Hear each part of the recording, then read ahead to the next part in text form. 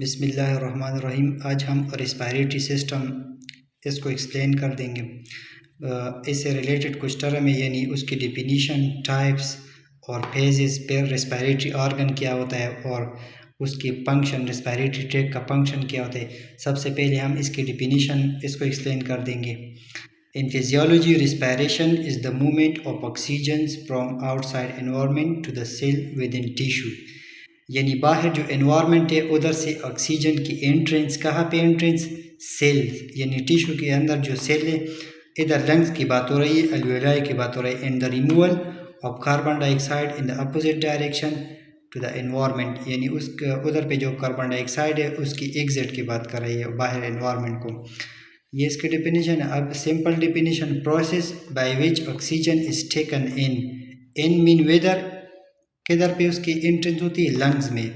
Lungs में किधर? Alveoli उधर पे गैसेस एक्सचेंज होते हैं।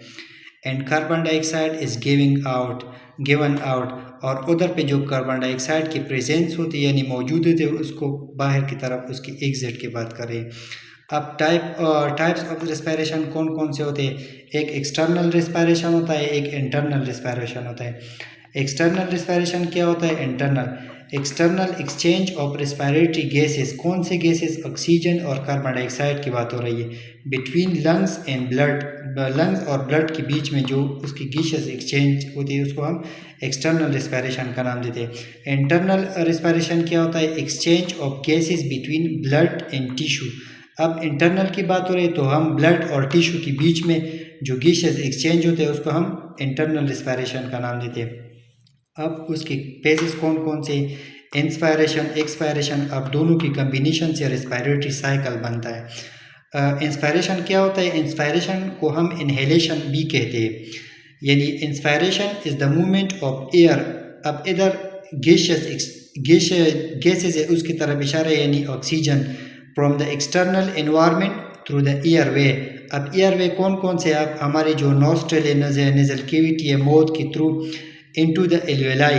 अब एल्वेलाई कहाँ पे प्रेजेंट होते हैं? ये लंग्स में प्रेजेंट होते हैं। एल्वेलाई सबसे टर्मिनल पोर्शन होता है लंग्स में, और जो टेनी ईयर सेक्स होते हैं उधर पे गैसेस एक्सचेंज होता है ड्यूरिंग ब्रीथिंग के प्रोसेस है। This is an active process, यानी जब एक ऑक्सीजन हमारी बॉडी के अंदर जाता है एयरवे के थ्रू, यानी नेजल ट्रैक या मौत, यानी मौत के थ्रू या नेजल ट्रैक जो एयरवे है उसके थ्रू, ये एक एक्टिव प्रोसेस होता है। अब एक्सपायरेशन को हम एक्सेलेशन भी कहते हैं। ये दोनों एक टर्म है। Acceleration is the movement of air that contain carbon dioxide. अब जब मूवमेंट यानी एयर की जो मूवमेंट होती है ये अंदर की तरफ से बाहर, अंदर से बाहर की तरफ। अब इस एयर में क्या कंटेन होता है, क्या शामिल होता है? कार्बन डाइऑक्साइड की बात हो रही है। इन द अपोजिट डायरेक्शन, पहले हम ऑक्सीजन इन अंदर की तरफ जाता था यानी उसकी एंट्रेंस होती थी, अब कार्बन डाइऑक्साइड की एग्जिट हो रही है। Air leaves the lungs into the atmosphere, यानी एटमॉस्फेयर की तरफ जाता। अब ये एक पैसिव प्रोसेस है। अब हम इन दोनों को कंबाइन करें तो फिर ये रेस्पिरेटरी साइकिल बनता है। N inspiration and expiration constitute a respiratory cycle. ये रेस्पिरेटरी साइकिल इस तरह होता है जैसे कि हमारे साथ हार्ट में 4 चैम्बर होते हैं। जो राइट वेंट्रिकल है उधर पे जो मेजर वेन के थ्रू डीऑक्सीजनेटेड ब्लड आता है तो इसमें कार्बन डाइऑक्साइड होती है। अब वो डीऑक्सीजनेटेड ब्लड पल्मोनरी आर्टरी के थ्रू लंग्स में जाता है। अब लंग्स में वो उधर पे ऑक्सीजनेट हो जाए, फिर वो पल्मोनरी आर्टरी पल्मोनरी वेन में डिवाइड होती है। अब ये पल्मोनरी वेन किधर पे आते? जो लेफ्ट एट्रियम होता है हार्ट का उधर पे उसकी एंट्रेंस होती है। फिर उधर पे जो बाइकास्पेड वॉल यानी माइट्रल वॉल के थ्रू लेफ्ट वेंट्रिकल में आता है। अब लेफ्ट वेंट्रिकल के थ्रू उधर पे जो एवोर्टा यानी मेजर आर्टरी होते हैं उसके ज़रिए सारी जिस्म में वो डिस्ट्रीब्यूट होता है। तो फिर ये रेस्पिरेटरी साइकिल इस तरह होता है।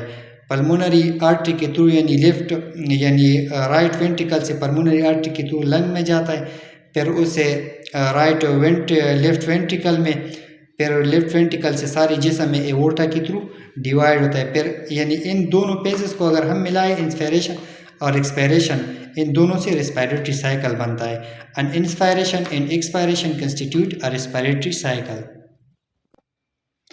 अब ये रेस्पिरेटरी ऑर्गन है, यानी इधर पे जो यानी ऑक्सीजन इस जगह में ऑक्सीजन प्रेजेंट, यानी ये हम अगर इधर कंसिडर करें तो ये बाहर एटमॉस्फेरिक है, यानी बाहर वाला एनवायरनमेंट है।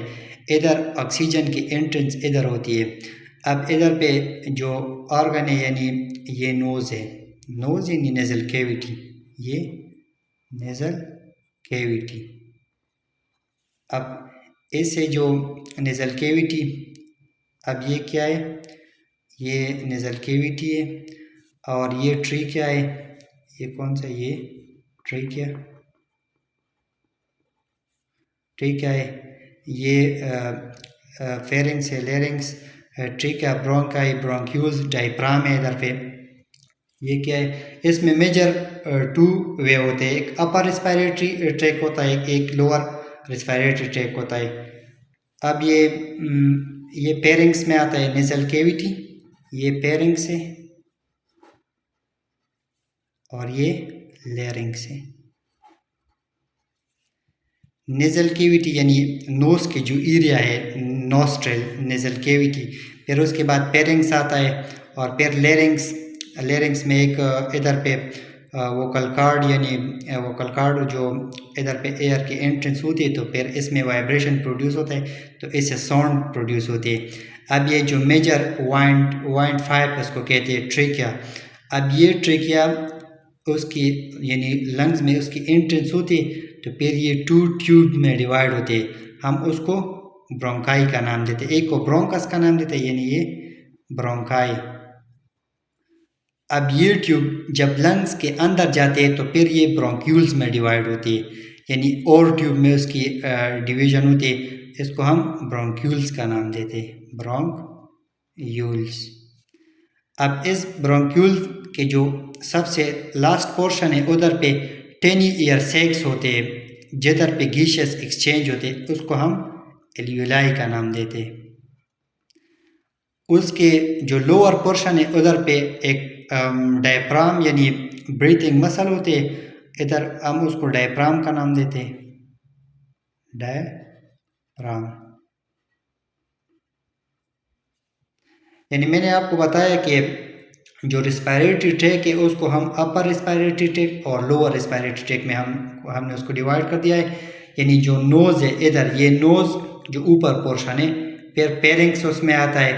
पेरिंग्स दोनों के लिए कॉमन होता है। इधर पे इस वाइंड 5 के साथ एक और पाइप भी होता है, उसको हम एसोफेगस का नाम देते हैं, लेकिन इधर पे हमने उसको मेंशन नहीं करा है क्योंकि हमारा उससे कुछ लेना देना नहीं है। इधर हम रिस्पायरेटरी प्रोसेस को एक्सप्लेन कर रहे हैं। वो फिर एसोफेगस जो होता है वो फिर स्टोमक में उसकी एंट्रेंस होती है। इधर पे हम जो वो एयर ट्रैक है यानी वाइंड 5 उसको हम एक्सप्लेन कर देंगे, यानी ईयर वे को हम एक्सप्लेन करें, रेस्पिरेटरी साइकिल। सो इसलिए हमने ट्रेकिया को उधर डायरेक्ट उससे कनेक्ट करवाया हुआ है। तो ट्रेकिया को जब ट्रेकिया के बीच में इधर कार्टिलेज लगे होते हैं, इस कार्टिलेज का भी अपना एक रोल है। इधर पे रोल क्या है कि ये ट्रेकिया को सिलेंड्रिकल शेप प्रोवाइड करता है और उसको सपोर्ट प्रोवाइड करता है, ताकि इससे जब एयर की एंट्रेंस हो जाए तो ये कोलैप्स ना हो जाए, ये इसी तरह ओपन रहे। इसका अपना रोल है। जब ये उसकी एंट्रेंस होती है लंग्स में तो इधर पे फिर कार्टिलेज वो नहीं होते। अब उसकी जो एक नोज़, पेरिंग्स, लेरिंग्स, ये तीनों अगर हम एक मिलाए तो अपर रेस्पिरेटरी ट्रैक बनता है। तो फिर ट्रेकिया जो मेन वाइंड 5 है, उसके बाद 2 ब्रोंकाई, इसको हम ब्रोंकाई का नाम देते हैं, राइट और लेफ्ट ब्रोंकाई। अगर हम एक को कंसिडर करें तो फिर उसको ब्रोंकस कहते हैं। फिर ये जब लंग्स के अंदर जाते हैं तो फिर ये ब्रोंक्यूल्स में डिवाइड होते हैं। ये छोटे छोटे जो वाइंड 5 है हम उसको ब्रोंक्यूल्स का नाम देते हैं। और उसकी जो टिप पोर्शन है, टर्मिनल पोर्शन पे जो टेनी सेक्स होते हैं एयर, उसको हम क्या नाम देते हैं, अल्वेलाई। और बेसिकली ये 2 लंग्स होते हैं, राइट और लेफ्ट लंग, और इससे जो मेम्ब्रेन ने कवर किया हुआ है उसको हम प्लूरा कहते हैं। उसके अंदर फ्लूइड भी होते हैं, उसको हम प्लूरल फ्लूइड कहते हैं। उसकी ये लुब्रिकेशन यानी कंट्रैक्शन, रिलैक्सेशन जब उसमें होते हैं, उसमें जब डायफ्राम के थ्रू उसकी एक्सपेंड होते तो फिर उसको यानी रिलैक्स कर देते, उसका भी अपना एक रोल्स है। अब उसकी जो मसल की हम बात करेंगे, इंटरकोस्टल मसल है, मैंने आपको बताया कि डायफ्राम है, ये जब उसको ऊपर की तरफ पुश कर दे इसका भी एक अपना एक रोल है। अब इधर रेस्पिरेटरी यूनिट को हम एक्सप्लेन कर देंगे कि रेस्पिरेटरी यूनिट क्या होता है। जो पेरेन्काइमा ऑफ द लंग्स यानी जो टर्मिनल पोर्शन है, अब ये इधर पे वाइंड पाइप नहीं है, ये इस लंग के अंदर हम इसको एक्सप्लेन कर देंगे। यानी टर्मिनल पोर्शन जो रेस्पिरेटरी यूनिट है ये इस लंग के अंदर है, ये लंग्स के अंदर वाला पोर्शन है ये सारा। अब पेरेन्काइमा ऑफ द लंग यानी terminal portion of the respiratory tract क्या, ब्रोंक्यूल्स एंड अल्वियोलाई। ये ब्रोंक्यूल्स जब ब्रोंकाइज के अंदर होते हैं तो ब्रोंक्यूल में डिवाइड होता है टेप पोर्शन यानी टेनी ईयर बैग्स। ये क्या है, ये लंग्स है। ये जो ब्रोंक्यूल की बात कर रहे हैं अल्वियोलाई, ब्रोंक्यूल से फिर अल्वियोलाई, ब्रोंक्यूल की जो इनर लाइनिंग यानी वॉल होता है तो उससे अल्वियोलाई अटैच होते हैं इस तरह। ये ब्रोंक्यूल है तो इससे इस तरह यानी ये ब्रोंक्यूल है। अब ये टेनी ईयर सेक्स क्या है, अल्वियोलाई है। इसको हम रेस्पिरेटरी यूनिट का नाम क्यों देते हैं, क्योंकि इधर पे टू गैसेस की यानी उससे ऑक्सीजन की एग्जिट होती है, ऑक्सीजन की एंट्रेंस होती है, ऑक्सीजन की एंट्रेंस होती है और कार्बन डाइऑक्साइड की एग्जिट होती है। तो ये रेस्पिरेटरी यूनिट है, इधर पे गैसेस एक्सचेंज होते हैं। Parenchyma of the lung terminal portion of the respiratory tract is bronchioles and alveoli where the gaseous exchange where the exchange of gases, कौन से gases, ऑक्सीजन और कार्बन डाइऑक्साइड ये इधर पे होती है। ये फिर इधर पे एक क्लस्टर लाइक शेप यानी ग्रेप लाइक शेप इसने इख्तियार किया हुआ है। यानी ये एक एल्वियोलाई नहीं है, ये बंच ऑफ एल्वियोलाई है। ये रेस्पिरेटरी ब्रोंक्यूल है, ये एल्वियोलर डक्ट है।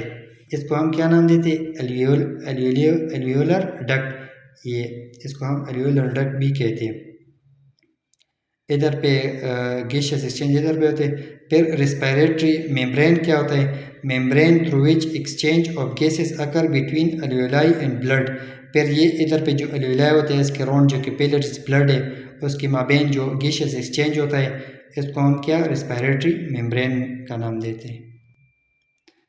अब जो फंक्शन है रेस्पिरेटरी ट्रैक्ट को उसको हम एक्सप्लेन कर देंगे गैसेस एक्सचेंज। यानी मैंने आपको बताया कि जो रेस्पिरेटरी यूनिट है यानी टर्मिनल पोर्शन है एल्वियोलाई जो लंग्स के अंदर उधर पे गैसेस एक्सचेंज होते हैं यानी ऑक्सीजन उसके एंट्रेंस होती है और कार्बन डाइऑक्साइड की एग्जिट होती है। फिर वार्मिंग एंड ह्यूमिडिफाइंग एयर्स, जो एयर होती है ये हमारे साथ कोल्ड भी हो सकती है, वार्म कोल्ड और ड्राई भी हो सकती है। तो उधर पे जो यानी एयर वे उस जब उसकी पैसेज होती है तो इधर पे क्या होता है, उसकी रेगुलेशन होती है। रेगुलेशन किस तरह होती है, जो सुपरफिशियल ब्लड वेसल होते हैं एपिथेलियम यानी जो नेजल पैसेज है, नोस्ट्रिल की बात कर रही है, उधर पे जब उससे ये एयर पास होगी यानी लंग्स को पहुंचने से पहले उधर पे क्या होता है तो ये एयर वार्म होती है।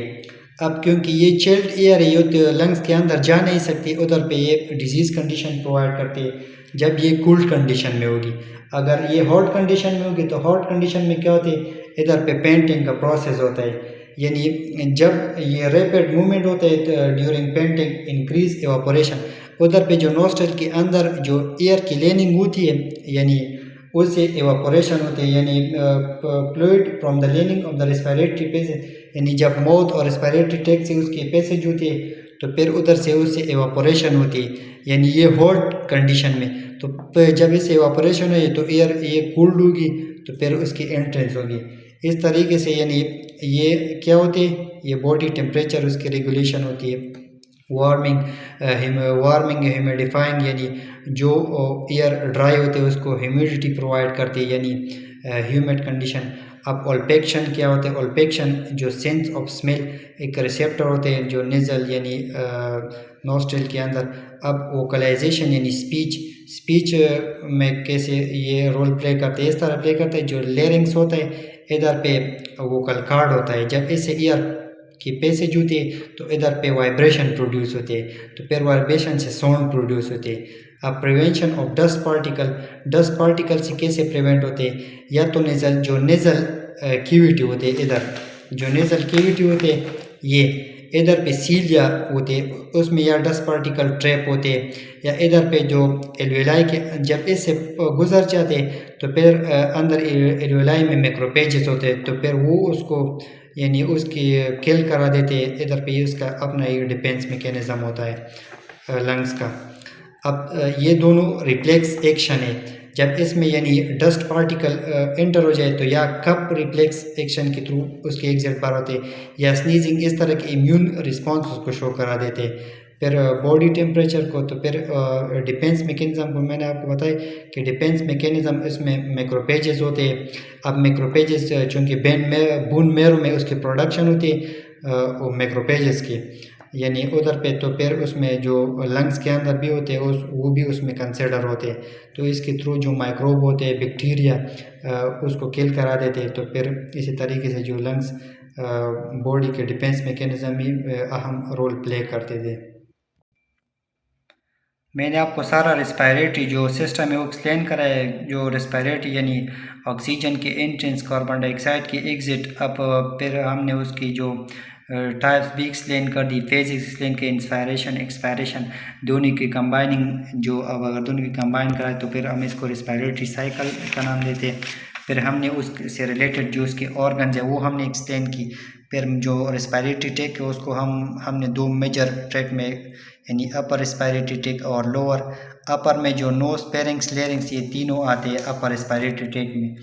और जो लोअर में trachea, bronchi, bronchioles, alveoli, lungs, यानी ये सारे उसमें आते हैं। फिर हमने रेस्पिरेटरी यूनिट को एक्सप्लेन करा है, यानी रेस्पिरेटरी मेम्ब्रेन को एक्सप्लेन, रेस्पिरेटरी यूनिट यानी एल्वेलाई को हमने एक्सप्लेन कर दिया। इसके बाद जो हम रेस्पिरेटरी जो साइकिल है यानी वो हम डिटेल में एक्सप्लेन कर देंगे।